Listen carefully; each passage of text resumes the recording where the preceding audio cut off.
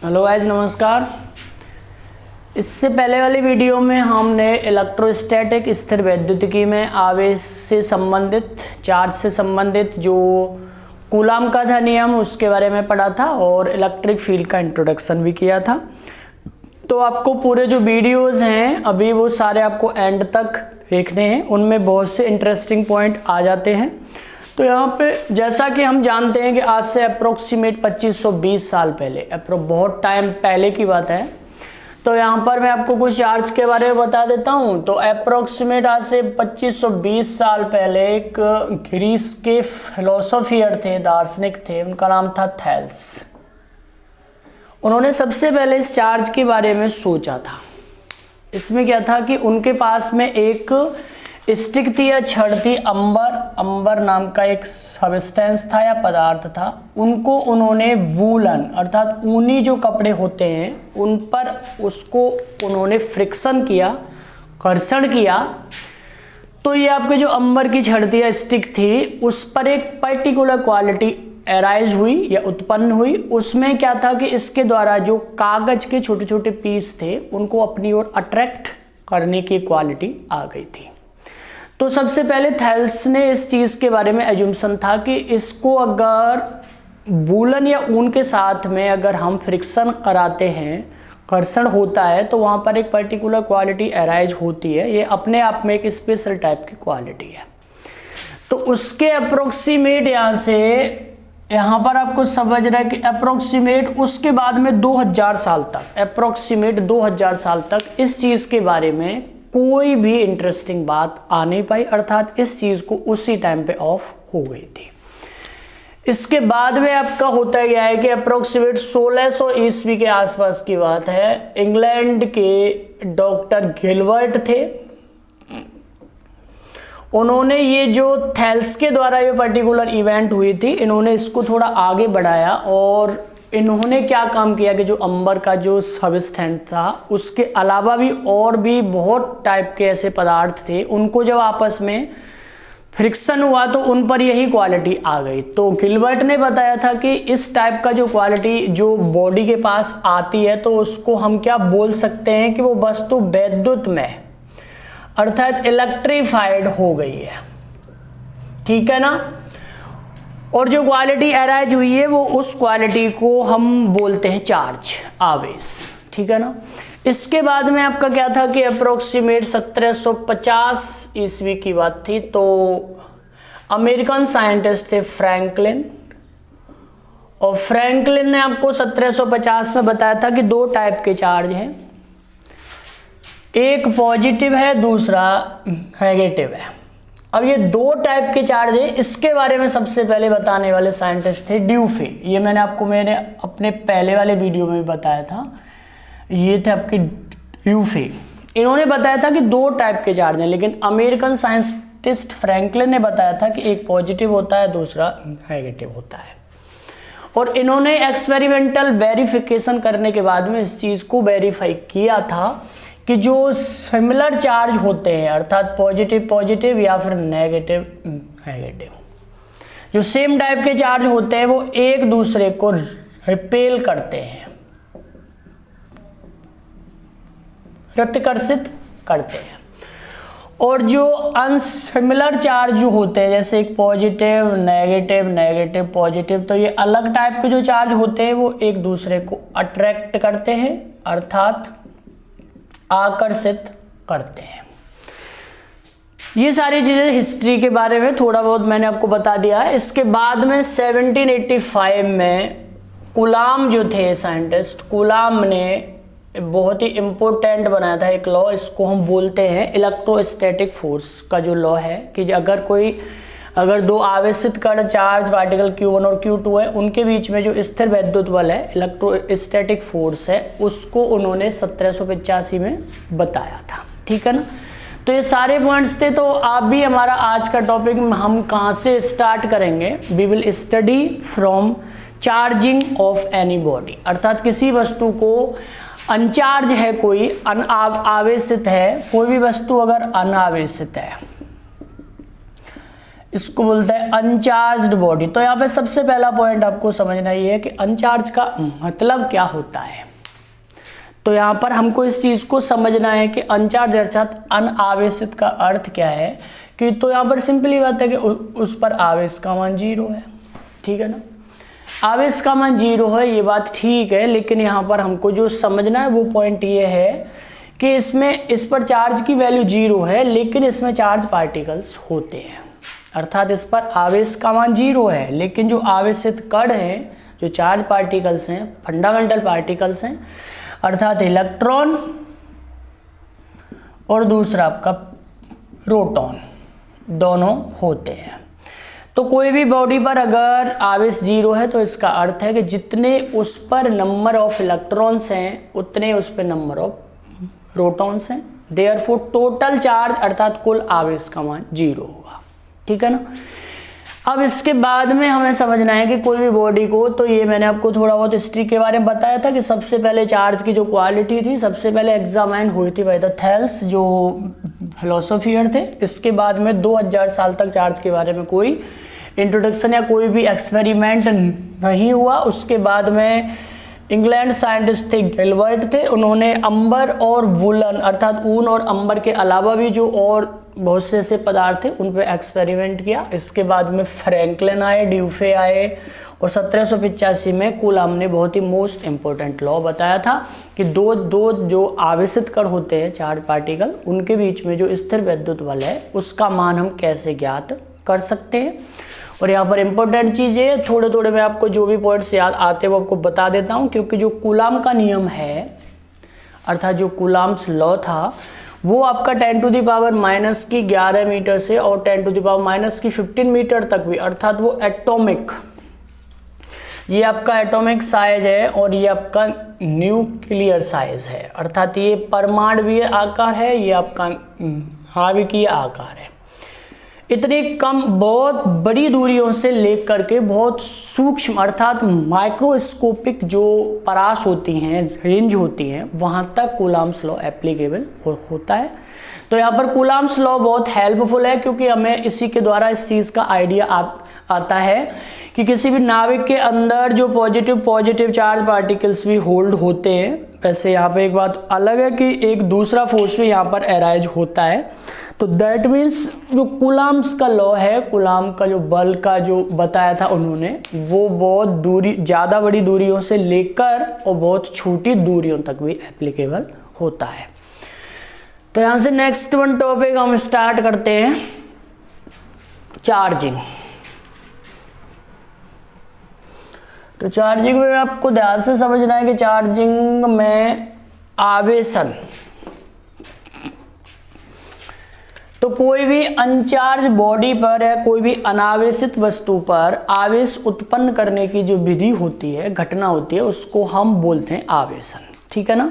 तो इसको मैं लिख सकता हूं यहाँ पे कि द मेथड और प्रोसेस, विधि by which we can generate, हम उत्पन्न कर सकते हैं चार्ज, आवेश on any uncharged body, any uncharged body, किसी भी अनावेशित वस्तु पर जिस विधि से हम आवेश उत्पन्न कर सकते हैं उस विधि को हम आवेशन कहते हैं, चार्जिंग, ठीक है ना। तो यहां पर आपका क्या है कि आवेश उत्पन्न करने की विधि को आवेशन कहते हैं। तो यहाँ पे हमें अगर आवेशन के बारे में पढ़ना है तो इसकी जो चार्जिंग की जो मेथड्स है अर्थात जो विधि है वो आपकी 3 आ जाती हैं, ठीक है ना। तो फर्स्ट में we will study only about friction. Friction को हम हिंदी में क्या बोलते हैं, घर्षण। तो समझना है इसको आपको अच्छे से। अगर इस विधि को अगर आपको समझना है तो इससे पहले आपको एक पॉइंट को समझना पड़ेगा, और वो पॉइंट आपका आता है कार्यफलन। कार्यफलन को हम क्या बोलते हैं, वर्क फंक्शन। अब वर्क फंक्शन एक्चुअली होता क्या है कार्यफलन, कि जैसा हम जानते हैं डाल्टन ने बताया था कि everything is made up of atom, her cheese atom से मिलकर के बनी है। और यहाँ पे एटम में आपका क्या है कि इसके जो सेंट्रल पार्ट है यहाँ पर होता है पॉजिटिव चार्ज है, ठीक है ना।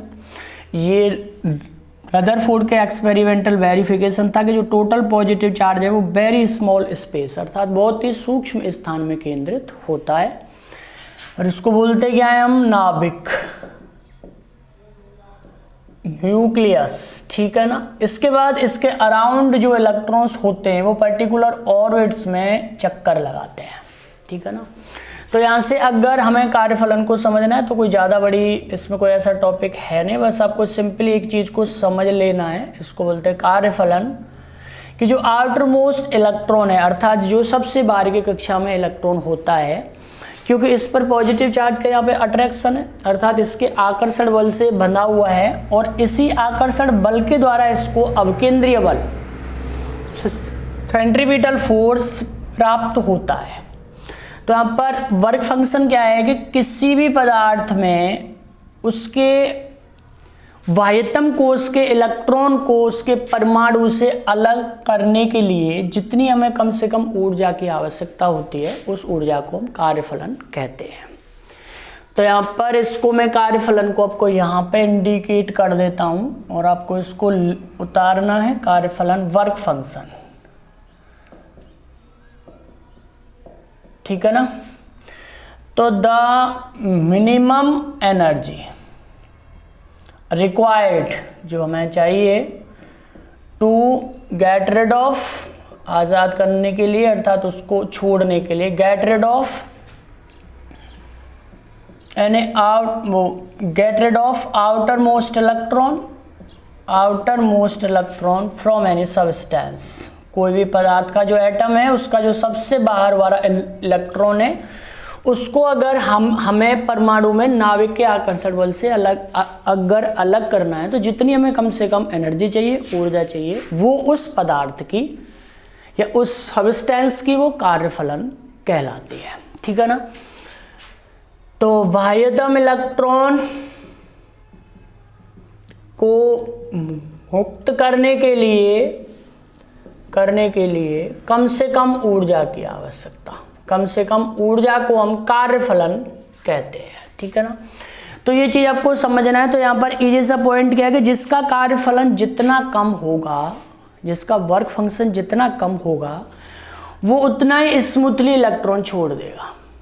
ये सब पॉइंट है, क्योंकि कार्यफलन की वैल्यू कम अगर होती है, अगर वर्क फंक्शन की वैल्यू कम है तो इसका मतलब है कि हमें इसके अट्रैक्शन फोर्स को तोड़ने के लिए कम एनर्जी चाहिए। जिसका वर्क फंक्शन जितना कम है वो उतना इजीली इलेक्ट्रॉन को छोड़ देगा, और जो इलेक्ट्रॉन छोड़ता है it will gain positive charge, ठीक है ना। और जो एक्सेप्ट करता है उसको ग्रहण करता है उस पर माइनस चार्ज आता है। तो यहाँ पे फ्रिक्शन में क्या है आपको समझना क्या है इसमें कि घर्षण वो है विधि है जिसमें इसमें क्या है, दो वस्तुओं को भौतिक संपर्क का मतलब क्या होता है, फिजिकल कांटेक्ट जो है, दो वस्तुओं को भौतिक संपर्क के द्वारा एक दूसरे से घर्षण कराया जाता है। इसमें पॉइंट नंबर ये पहला है बेटा, एक दूसरे से घर्षण कराया जाता है, ठीक है ना। तो सभी बच्चों को ये सारे पॉइंट समझ रहे हैं, और कोई भी पॉइंट पर अगर डाउट है तो you have to write in the comment, मैं आपको बताऊंगा। इसमें क्या है, दो वस्तुओं को भौतिक संपर्क अर्थात जो दो वस्तुएं होती हैं जिनमें हमें चार्ज एराइज करना है या आवेश उत्पन्न करना है तो उनको एक दूसरे के साथ में हम फ्रिक्शन कराते हैं। दो वस्तुओं को भौतिक संपर्क के द्वारा एक दूसरे से घर्षण कराया जाता है, ठीक है ना। तो इसको मैं लिख सकता हूं, दे रब्ड विद ईच अदर अर्थात एक दूसरे के साथ वो घर्षण करती है। सेकंड पॉइंट इसमें क्या होता है आपका, दूसरा पॉइंट ये है कि जिसका कार्यफलन कम होता है उस पर हमेशा पॉजिटिव चार्ज आता है, ठीक है। तो यहाँ पर क्या है कि जिसकी अगर एक ऑब्जेक्ट में मान लेता हूँ यहाँ पर A है और दूसरा ऑब्जेक्ट अगर B है, बॉडी इन दोनों के बीच में अगर फ्रिक्शन होता है और इसका कार्यफलन वर्क फंक्शन A है और इसका कार्यफलन क्या है B WV है। अगर इसका वर्क फंक्शन ज़्यादा है, A का जो कार्यफलन है अगर B के कार्यफलन से ज़्यादा है तो कार्यफलन अर्थात वर्क फंक्शन अगर कम हुआ ज़्यादा हुआ तो ये इलेक्ट्रॉन इसके बाद में छोड़ेगी, तो इस पर पॉजिटिव चार्ज आता है। तो यहाँ पर क्या है, आपको लिखना है कि अगर यदि यहाँ पर जो कार्यफलन ए का है अगर वो बी के कार्यफलन से ज्यादा है तो B will gain positive charge. ये सारे पॉइंट आपको नोट करने हैं। और A will gain negative charge, ठीक है ना। अर्थात बी पर धन आवेश और ए पर यहां पर ऋण आवेश उत्पन्न होगा, ठीक है ना, उत्पन्न होगा। अब यहां पर एक पॉइंट ये आ जाता है इसमें, अगर फ्रिक्शन के बारे में हम तीसरा पॉइंट बताता हूं मैं आपको कि यहां पर क्या है कि यहां पर एक स्टैटिक इलेक्ट्रिसिटी उत्पन्न होती है। क्योंकि आपको पता है इलेक्ट्रिसिटी के बारे में क्या है कि जब चार्ज पार्टिकल एक पर्टिकुलर डायरेक्शन में फ्लो होना स्टार्ट हो जाता है तो उस कंडीशन को बोलते हैं हम कि इलेक्ट्रिसिटी हैज़ बीन जनरेटेड। अर्थात वहां पर विद्युत उत्पन्न हो जाती है जब आवेशित कण एक विशेष डायरेक्शन में फ्लो होना स्टार्ट हो जाते हैं। तो यहाँ पर क्या है कि आपको घर्षण के दौरान, ड्यूरिंग फ्रिक्शन, घर्षण के दौरान स्थिर विद्युत उत्पन्न होती है। अब इसमें आपका स्टैटिक इलेक्ट्रिसिटी का अर्थ क्या है, इसमें क्या एक तो आपकी होती है करंट इलेक्ट्रिसिटी, विद्युत धारा, और यहाँ पर क्या है स्टैटिक इलेक्ट्रिसिटी। करंट में क्या होता है कि जो करंट इलेक्ट्रिसिटी होती है उसमें जो चार्ज पार्टिकल्स वो कंटिन्यूस एक पथ के अलोंग, एक साइकिल के अलोंग जो है वो फ्लो होते जाते हैं। इसमें क्या है कि अगर इसका वर्क फंक्शन कम है तो ये इलेक्ट्रॉन पहले छोड़ेगा और इलेक्ट्रॉन इस पर आकर के इट विल गेट स्टॉप। तो there is no a particular cyclic process, क्योंकि यहाँ पर क्या है कि इधर से इलेक्ट्रॉन जाने के बाद में they will get stop on a. तो यहाँ पर क्या है कि ये स्थिर विद्युत अर्थात एक स्टैटिक इलेक्ट्रिसिटी अराइज होती है। स्टैटिक इलेक्ट्रिसिटी विल जनरेट, ठीक है ना।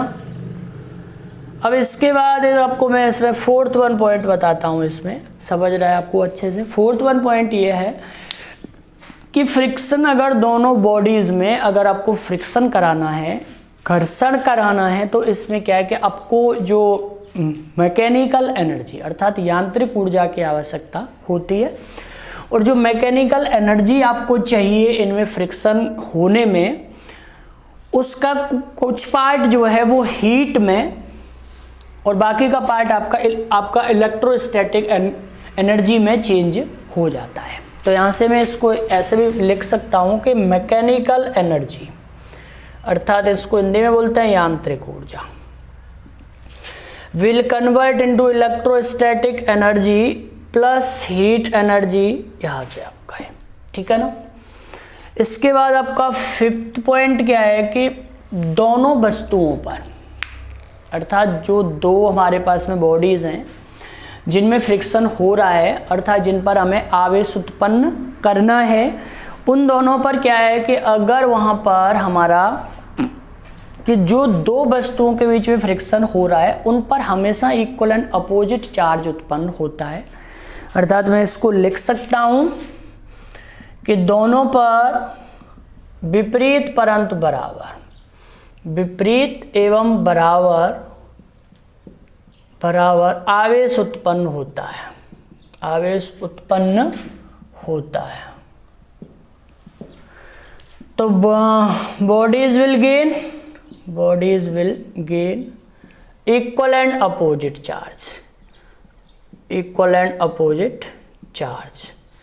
तो ये आपका था फ्रिक्शन मेथड। अगर किसी बॉडी को हमें चार्ज करना है तो दो बॉडीज के बीच में हमें फ्रिक्शन कराना चाहिए। और इसमें क्या है कि आपका जिस बॉडी का वर्क फंक्शन कम होता है उस पर पॉजिटिव चार्ज आता है। और ये सारे पॉइंट्स मैंने आपको बताया था कि बॉडीज जो हैं वो एक दूसरे के फिजिकल कांटेक्ट में अर्थात भौतिक संपर्क में आती हैं। तो दूसरी मेथड अभी हम यहाँ पे फ्रिक्शन के बाद में पढ़ते हैं कंडक्शन, इसको बोलते हैं चालन।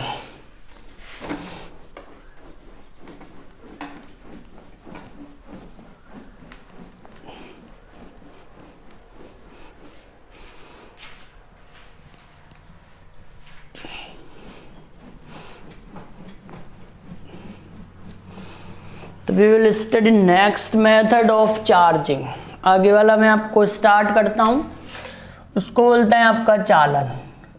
चालन विधि आती है, इंग्लिश में बोलते हैं इसको कंडक्शन। तो चार्जिंग बाय कंडक्शन, इसमें क्या होता है आपका कि यहाँ पे सिंपली बात है कि एक चार्ज बॉडी यहाँ पे होती है ए, और दूसरी वाले थे अनचार्ज बॉडी आपके पास में बी है, और इस पर पॉजिटिव चार्ज है, ऐसे एज्यूम कर लेते हैं हम यहाँ पे।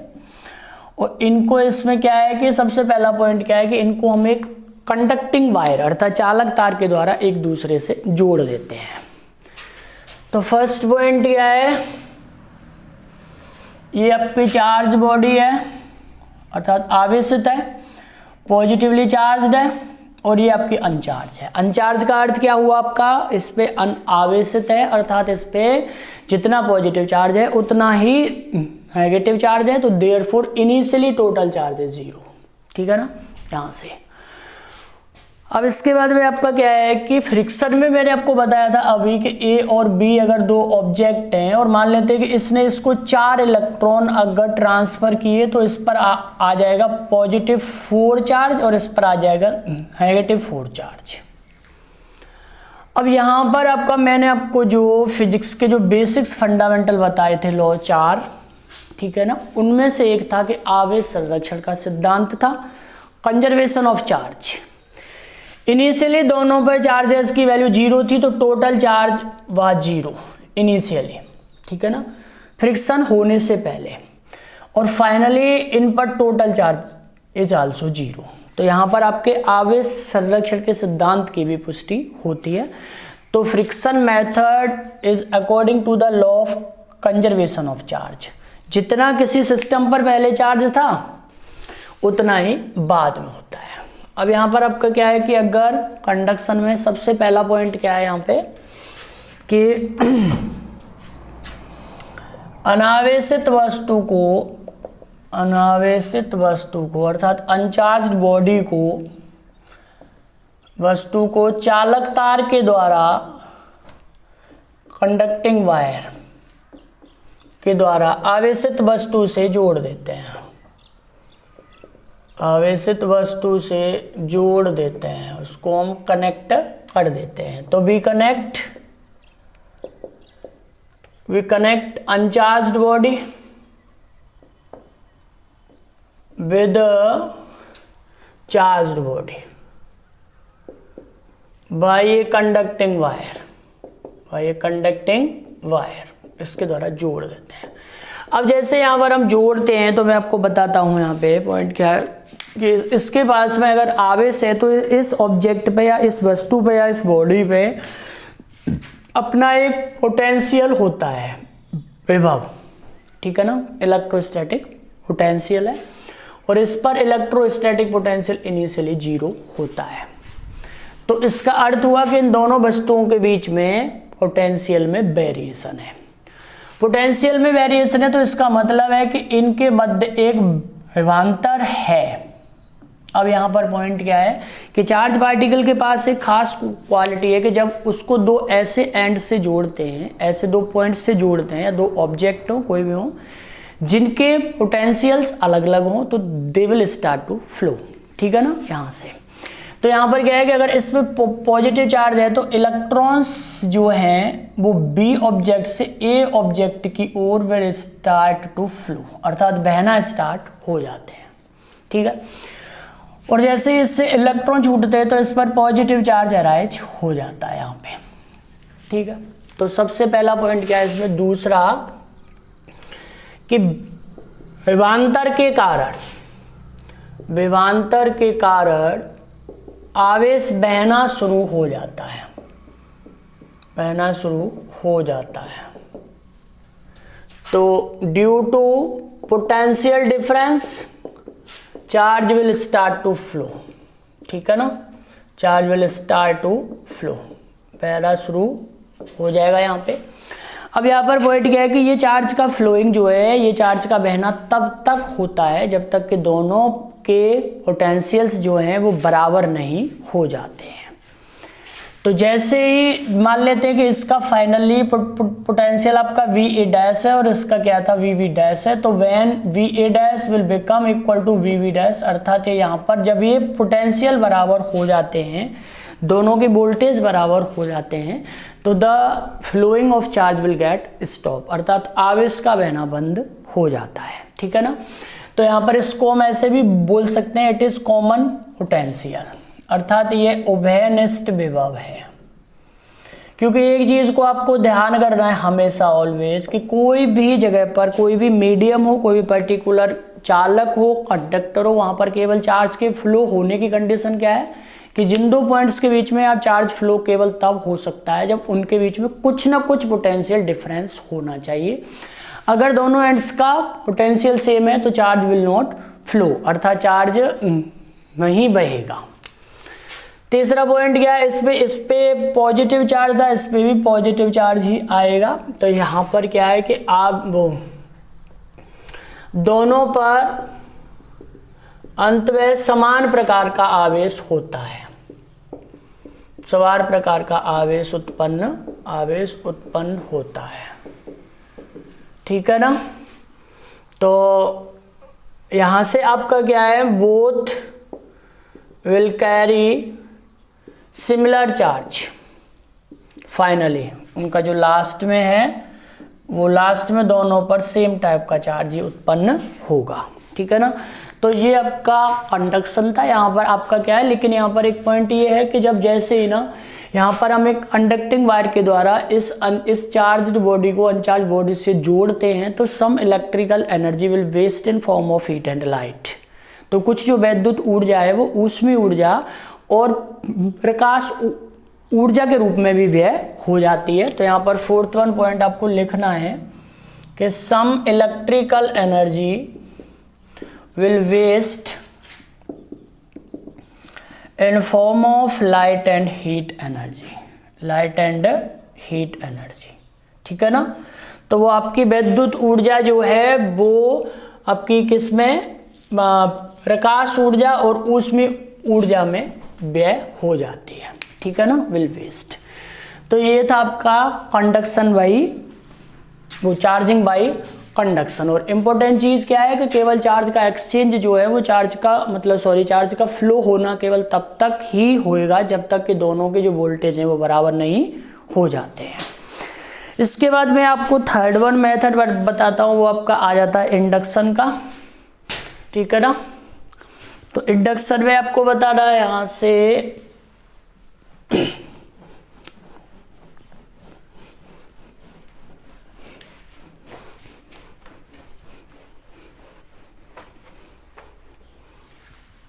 इंडक्शन के बारे में आपको जानना है।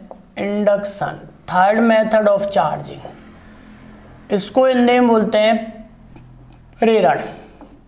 इंडक्शन का मतलब क्या होता है, किसी भी चीज को एक्साइटेड करना विदाउट फिजिकल कांटेक्ट, अर्थात किसी भी चीज के भौतिक संपर्क में आए बिना अगर उसको हम उत्तेजित या एक्साइटेड कर देते हैं तो उस चीज को हम बोलते हैं इंडक्शन। इंडक्शन में क्या है, आपके पास में एक यहाँ पर अगर कोई भी ऑब्जेक्ट है अनचार्ज्ड है और इसको मैं एक इंसुलेटेड स्टैंड पे रखता हूँ यहाँ से ये वाला, और यहाँ पर अगर ये अनचार्ज हुआ, ठीक है ना, इसके बाद में, और इसके पास में अगर यहाँ पर कोई भी चार्ज अगर बॉडी आ जाती है इसके पास यहाँ पर जिस पर पहले से चार्ज है, तो इसको बोलते हैं हम क्या, इंड्यूसिंग या इंडक्टर, या इसको हिंदी में बोल सकते हैं प्रेरक, जिसके द्वारा इंडक्शन हो रहा है। ठीक है ना। और दूसरा आपका पॉइंट क्या है, जिस वस्तु को हमें आवेशित करना है इसको बोलते हैं हम इंड्यूस्ड बॉडी, प्रेरित वस्तु। ठीक है ना। अब जैसे ये इसके पास में आता है तो बाय द इलेक्ट्रोस्टैटिक फोर्स अर्थात स्थिर वैद्युत बल के द्वारा इसमें होता क्या है कि इसका जो इसके अंदर जो इलेक्ट्रॉन्स हैं, electrons will start to shift here and positive charge will start to shift here. ठीक है ना। और ये इंस्टेंटली काम है, और ये बहुत मतलब इंस्टेंटली अर्थात ये उसी क्षण उसी टाइम पे होता है, और ये जब तक होता है जब तक कि आपका total force on electron will not become zero, अर्थात यहाँ इसके अंदर जो इलेक्ट्रॉन्स हैं उन पर कुल बल जीरो नहीं हो जाता जब तक ये शिफ्टिंग ऑफ चार्ज होती है, ठीक है ना।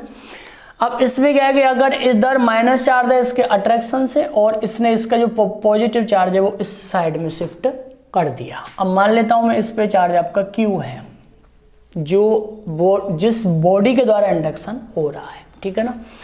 अब इसका जो इधर वाला एंड है इसका हम कर देते हैं अर्थिंग यहाँ पे, तो it's potential will become zero, और इसका मैंने मान लिया कि इसका V है, ठीक है। यहाँ से आपका क्या है कि electron will start to flow here, और इसका टोटल जो पॉजिटिव चार्ज है इसको ये खत्म कर देते हैं यहाँ पे।